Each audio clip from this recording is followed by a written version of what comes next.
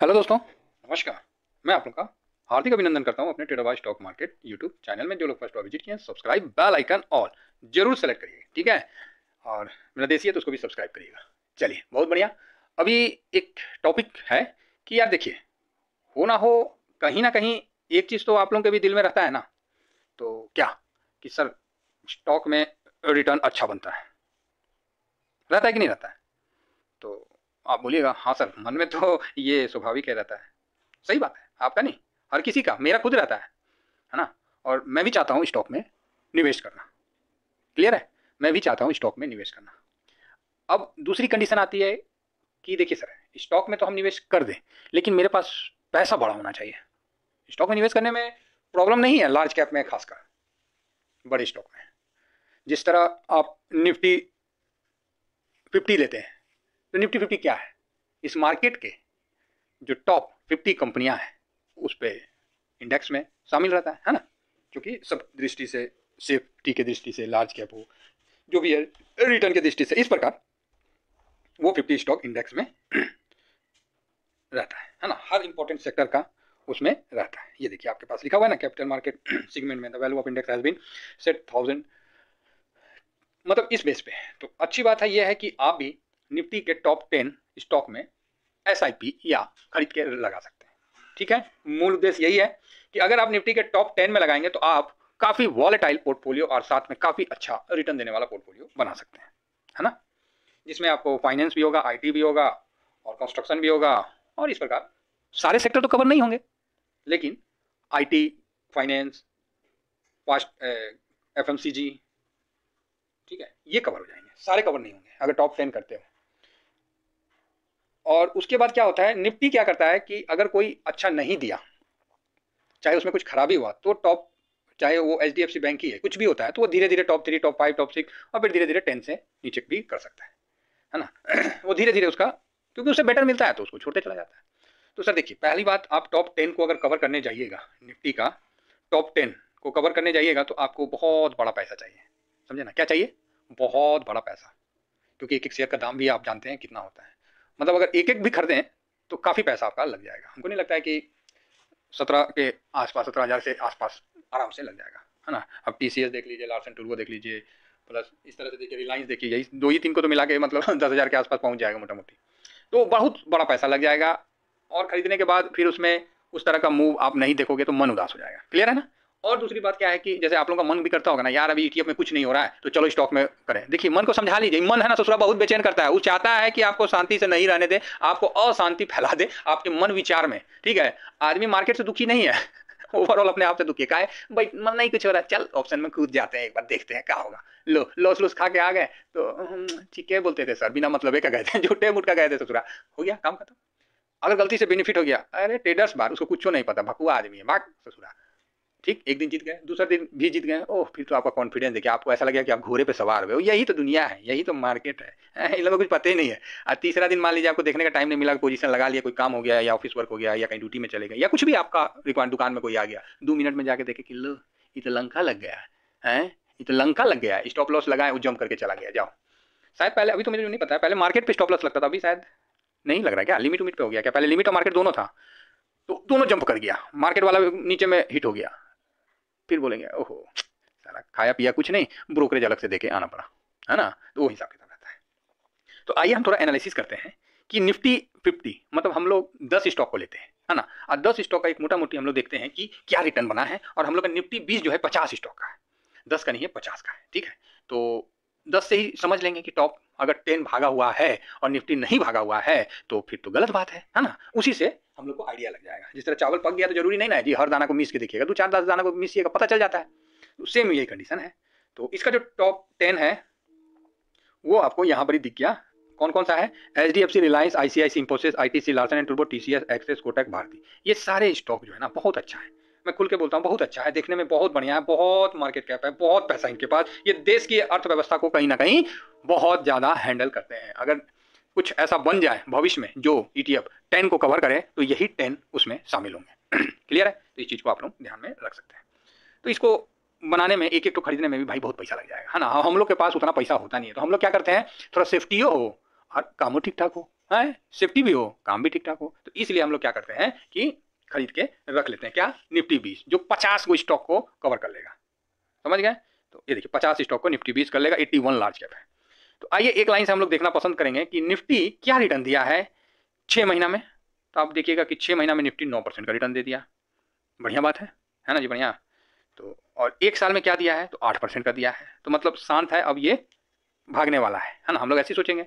तो क्या ये भागेगा, तो क्या 10 जो टॉप 10 है वो नहीं भागेगा? तो अरे भाई ये इनको इसको एनर्जी कहाँ से मिलता है? टॉप 10 से मिलता है, मिलता है कि नहीं मिलता है? तो आप बोलेगा हाँ सर, इसको एनर्जी तो टॉप 10 से ना मिलेगा, और कहाँ से मिलेगा? तो आइए हम लोग डिस्कस करते हैं। तो यहाँ पर ही सबसे पहले हम HDFC बैंक के पास आते हैं। तो HDFC बैंक आपको दिखेगा बहुत सुंदर खुला, एक दिन में इतना, तो 6 महीना में 4.5%, और एक साल में मोटा मोटी 5% आपको माइनस दिख गया। तो आप बोलेगा ओहो, इससे अच्छा तो लाख गुना हम लोग का निफ्टी बीज है लेकिन बैंकिंग सेक्टर है। फिर आपका मन बोलेगा नहीं सर, अभी दूसरा दिखाइए जो टॉप में है, उसी हिसाब से चला जाए। तो देखिए एक स्टॉक खरीदने में इसका 1500 लग जाएगा, दूसरा खरीदने जाइएगा तो रिलायंस का है 2400 लग जाएगा। तो 1500 प्लस 400, 2000 मोटा मोटी हो गया, और उस पर फिर 1000 है, और उसके बाद फिर 2000, तो ऐसे आपका 4000 के आसपास मोटा मोटी पहुंच गया। 4 नहीं, 3800 के आसपास, 3700 के आसपास पहुंच गया ना जी। देखिए दुइये को स्टॉक में है, और यहाँ अभी TCS ने लीवे नहीं किए हैं। तो यहाँ देखिए रिलायंस भी एक साल में, आप एक दिन में इतना, तो 6 महीना में देखिए तो इतना, अच्छा, और एक साल में देखिए भाई साहब ये भी आपको 8.53, ठीक है। मतलब उल्टा, जो निफ्टी प्लस दिया हुआ है 9%, यहाँ माइनस दिया हुआ है 8%। अब बताइए ये क्या खराब कंपनी है? हर दृष्टि से मजबूत है कि नहीं है? तो आप बोलेगा हाँ सर बात तो सही है ना। तो देखिए इतना इच्छा है, मतलब इतना पैसा लगता है। अब आइए ICICI, इसको मिला दिए तो 4500 के आसपास तो आपका मोटा मोटी हो ही गया, आपको 4800 के आसपास हो गया, ठीक है। तो ये आपके सामने ICICI का भी आप देख रहे हैं। तो एक इसका टोटल अभी 3 ही स्टॉक लिए हैं निफ्टी का, तो आपको 4854 हो गया, बहुत सुंदर। 6 महीना में देखिए ये तो गिरा हुआ है लो, एक साल में, अच्छा, तो मतलब ये मुरझाया हुआ है 0.14 के आसपास। चलिए कोई बात नहीं, है ना। तो ICICI भी कुछ नहीं। अब आइए नेक्स्ट इंफोसिस। तो इसको आप चाहिएगा तो कैलकुलेटर से जोड़ते भी रहिए, तो आपको पता चल जाएगा। इंफोसिस हो गया 1437, मतलब टोटल हो गया आपको 6291 का 4 स्टॉक। अब यहाँ पर ही आप देखिए 6 महीना में, तो आपको दिखेगा 6 महीना में प्लस, और एक साल का लीजिएगा तो ओहो, एक साल में तो माइनस हो गया सर। तो चलिए इसका 12.15 हम ऐड भी कर लेते हैं, तो आपके सामने है ना। अब हम आगे बढ़ते हैं, 4 स्टॉक कवर किए, ये IT का है। अब आइए ITC आपको +437, है ना, 437 के आसपास है, और इसने बढ़िया रिटर्न दिया है, ठीक है। इसने साल में 28% का रिटर्न, 29% का रिटर्न दिया है। तो अभी तक आपने जो देखा उसमें सिर्फ यही एक निकल के आया जिसने आपको बढ़िया रिटर्न जनरेट करके दिया है लार्ज कैप में। तो अच्छा है, तो ये आपका 5वां स्टॉक निफ्टी का निकल के आया है। लेकिन देखिए हम लोग तो उतना लक्की नहीं है ना कि किसी एक पे रह जाए। अब आइए छठा, लार्सन एंड टूर्बो। ये भैया 3051 इसका दाम है। तो इतना तो हम लोग, मेरे पास तो नहीं है, बहुत बहुत कम आदमी के, खासकर जो साधारण आदमी के पास ये सब स्टॉक होते नहीं है। वो तो खरीदेंगे आरकॉम, है ना, वोडाफोन, यस में, ये सब उनके पास पूरा एकदम भर भर के रहे होंगे। तो आप यहाँ देखिए कितना बढ़िया, मतलब इसका रिटर्न आपके सामने निकल के आया है। तो एक साल में इसने 47%, कंस्ट्रक्शन अलग सेक्टर है, ठीक है, क्या है, अलग सेक्टर है, और इसने अच्छा रिटर्न मतलब बना के दिया है। पूरा मूड माहौल को इसने चेंज कर दिया निफ्टी का, और इसी कारण निफ्टी भी यहाँ टिकी हुई है बहुत अच्छा। तो कौन सा चल जाएगा क्या पता। अब आइए आपको पुनः 3454 का TCS मिल रहा है, और इसने भी एक साल में कोई रिटर्न नहीं बना के दिया है ना कोई रिटर्न बना के इसने नहीं दिया है, क्लियर है। और देखिए 6 महीना में तो थोड़ा ठीक हुआ है अभी ड्यूरिंग दिस ईयर में, और एक साल में इसने कोई रिटर्न बना के नहीं ज़्यादा दिया है। अब आइए नेक्स्ट आ जाते हैं एक्सिस बैंक। तो एक्सिस बैंक में आपको 1000 रुपया के आसपास चल रहा है, 1009 के आसपास चल रहा है, और इसने भी रिटर्न आपको एक साल में बढ़िया बना के दिया है, ठीक है। तो अच्छी बात है, बहुत सुंदर। तो 1000 रुपया का आसपास आपका एक स्टॉक का दाम है, तो इसने भी रिटर्न ठीक ठाक बना के दिया है। नेक्स्ट आइए कोटक अल्फा। उसका जो अल्फा था, मैं इन चीज़ों पे क्यों बता रहा हूँ, मैं उसको एक बार कवर करूँगा, और जो फैक्ट है वही आपके सामने रखने की पूरी कोशिश करूँगा। और ये एक साल में आप देख सकते हैं कि 9% माइनस में है, -9.41, है ना, 9.41, ठीक है। तो चलिए अच्छी बात है। और लास्ट में भारतीय एयरटेल, ये तो भाई साहब ये तो मोनोपोली वाला है, अकेला ही है। तो इसका एक साल में देखिए तो इसका 14% का रिटर्न निकल के आया है ना। कितना आया है? 14% का रिटर्न निकल के आया है। तो इस प्रकार आप और हम लोग का जो हम लोग कवर करते हैं वो क्या है, निफ्टी 20, है ना। हम लोग निफ्टी 20 करते हैं। तो एक एक दिन का है, और ये 6 महीना में देखिए तो 9% है, और एक साल में देखिए तो 8% के आसपास है। तो आप समझ गए कि निफ्टी ने रिटर्न बना के नहीं दिया है। तो यहाँ जो आप देखें सारा, अब इसका कंक्लूजन निकाल के आप लोगों के सामने रखते हैं। इसके बाद भी और 40 स्टॉक निफ्टी कवर करता है। ये तो हम टॉप 10 का, और यही मेरा मानना है कि आने वाला समय में इंडिया में भी एक ऐसा ETF होना चाहिए जिस तरह यूएस में फैंग है ना, फैंग इंडेक्स को कवर करता है, तो वहाँ टॉप 10 को करता है। तो उसी तरह इंडिया में भी एक ETF होना चाहिए जो भारत के टॉप 10 निफ्टी के करे।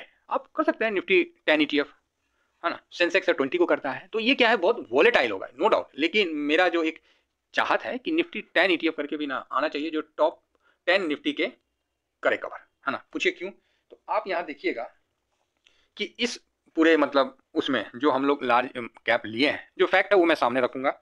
इससे क्या है कि आप लोगों को समझ में आसानी होगा और आपका मन भी ठीक लगेगा।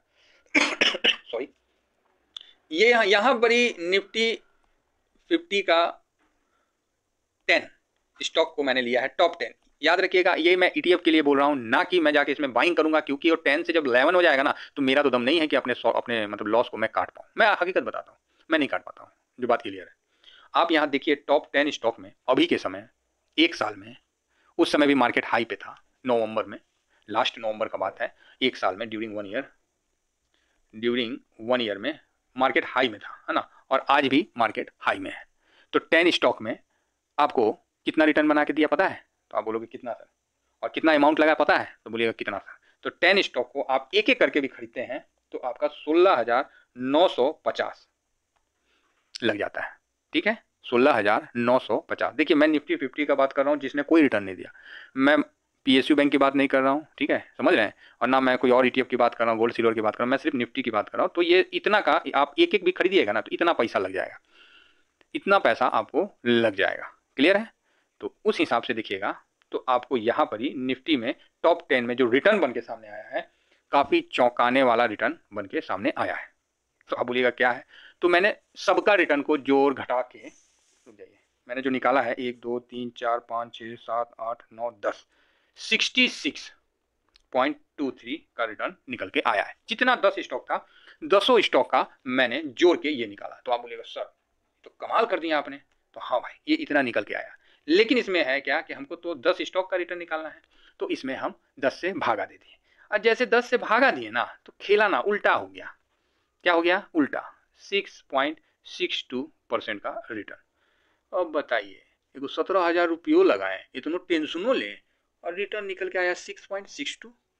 इससे अच्छा है कि हम कुछ ना करें, तकिया लगा के TV देखें, चाहे मेरा वीडियो देखिए, चाहे कुछ देखिए, और यहाँ आप 8% का रिटर्न भी ले लिए और बाकी और 40 स्टॉक को भी कवर कर लिए। अब बताइए क्या करना पसंद करिएगा? क्या करना पसंद करिएगा? तो बस अब ये आप पे डिपेंड करता है कि आप क्या करना पसंद करिएगा। मैं फिलहाल इतना ही बोलूँगा कि सेफ्टी के दृष्टि से ये बढ़िया। 10 स्टॉक को हम मफांग का बनवा भी दें, इंडिया में ETF बनवा भी दिए, तो क्या रिटर्न निकाल के दिया? 6.6 का रिटर्न। उससे अच्छा तो ये है ना, 50 को भी कवर कर रहा है और 8 पॉइंट से ज़्यादा का रिटर्न दे रहा है। इसी कारण टॉप 10 ETF, टॉप 10 स्टॉक का ETF हिंदुस्तान के मार्केट में नहीं है ना। तो बस आशा करता हूँ कि आप ये चीज़ को समझ रहे हैं, और हम लोग ETF में हैं तो कोई गलत नहीं है। बाकी निफ्टी में ब्रेकआउट अभी बहुत हद तक अभी इसका हम एनालिसिस करेंगे, वो एक अलग बात है, लेकिन जो जिस लिए हम बोलें कि क्या टॉप 10 का ETF होना चाहिए कि हमारा निफ्टी बीज ही सही है, इसका डिसीजन आप खुद करिए। ठीक है, चलिए। इससे क्या है, 218 रुपये का हर कोई खरीद भी सकता है, और उनका टॉप 10 का हम बनाएं तो हम अगर खुद अपने आप को म्यूचुअल फंड बनाएं तो हम 17,000 का मेरा लग जाए, उसमें हम इसको कितना खरीद लेंगे हैं। और दूसरी बात है कि हम इसको खरीद लेंगे ना तो 10 के बदले 50 का हम म्यूचुअल फंड अपने आप में बना लेंगे। ठीक है, तो ये क्लियर है। बाकी आपका क्या विचार है आप इसमें दे सकते हैं। बस मैं ये इतना जानता हूँ कि सर मैं इतना लक्की नहीं हूँ ना कि जो स्टॉक भागेगा ना मैं उसमें रहूँ। हाँ, मैं इतना लक्की जरूर हूँ कि जो गिरेगा ना उसमें मैं जरूर रहूँगा, क्योंकि वही चीज़ मेरे हाथ आएगा। समझ गया? जो भागने वाला है वो भागता रहेगा, वो हाथ नहीं आएगा। आप सोचेगा कि बबल हो गया, गिरेगा, लो और भाग गया, अब तो बबल हो गया और भाग गया, अब तो बबल हो गया और भाग गया। इसीलिए तो बोलता है मार्केट ना, नया हाई क्या होता है वो बता देता है, और नया लो क्या होता है वो भी बता देता है। तो ये मार्केट की फितरत है। तो इतने असर्टेन मार्केट में अपने आप को अगर मैं अस्थिर रखता हूं तो मेरा यही कारण है। बस मैं इतना ही कहकर अपनी वाणी को विराम देता हूं। Thank you very much. जय हिंद, जय भारत।